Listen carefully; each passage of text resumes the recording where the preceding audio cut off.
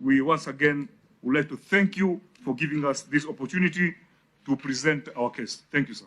Well, I thank you. We thank you for that presentation. Indeed, you're quite right. We think this is a very thin memorandum, and yet the work you're doing is so key to the well-being and the future of this country. You have been very bold when you started by saying that persons holding public office who should not, and there's precious little you can do because of that assumption, presumption of innocence in law, that every person is found to be innocent until they are proven guilty.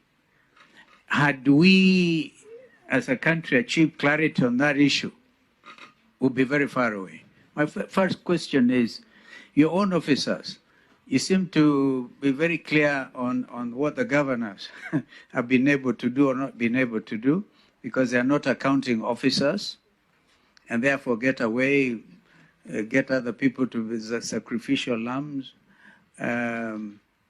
But it has also been reported your own officers go out to the counties, and the first thing that happens is the people who are supposed to fight against corruption get compromised. I'm sure you may have had reports to that effect, where your own people, and before you even want to get full staff complement, 790 of those senior people, I think are quite a number. If they are effective, if 100 of them are effective, we will change the governance structure in this country. Or indeed, the results.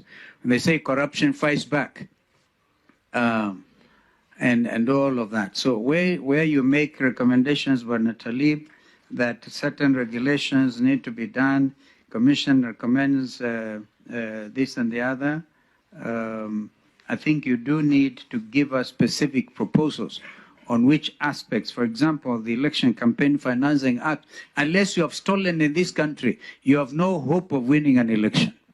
That is my own, I put it to you, and prove me wrong, that unless you steal and steal big, yeah, you cannot win an election in Kenya. You may disagree with that proposal, okay, yeah, and because that is a perception.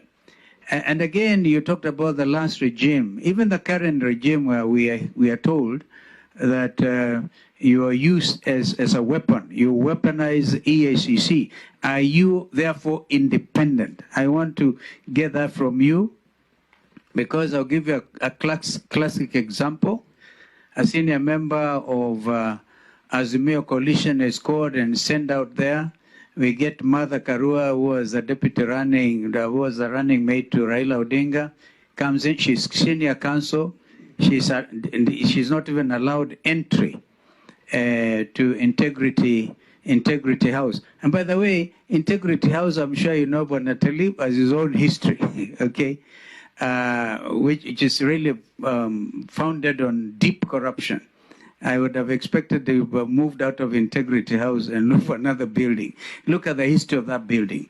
But I want to commend you for being bold. But let us have specific aspects of legislation that you'd want worked on.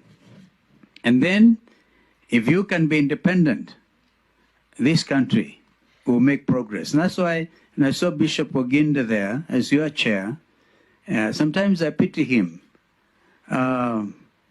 as I indeed pity his predecessor. Because the moment you're appointed there from the faith community, you're seeing the first perception within the first few years is you've already been swallowed up. You lose your ethos. And so, corruption is our problem. The elephant in the room in this country is corruption.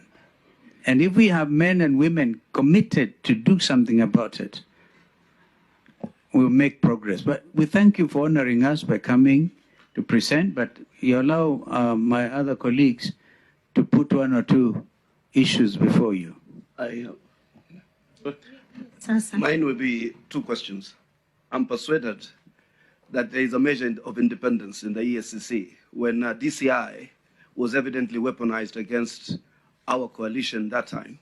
ESCC remained fairly independent and fairly professional. But we need now very specific proposals as to how you delineate the mandate of the DCI and the mandate of the ESCC when it comes to matters corruption, so that then there is no, that crime-fighting architecture also is not interrupted drastically.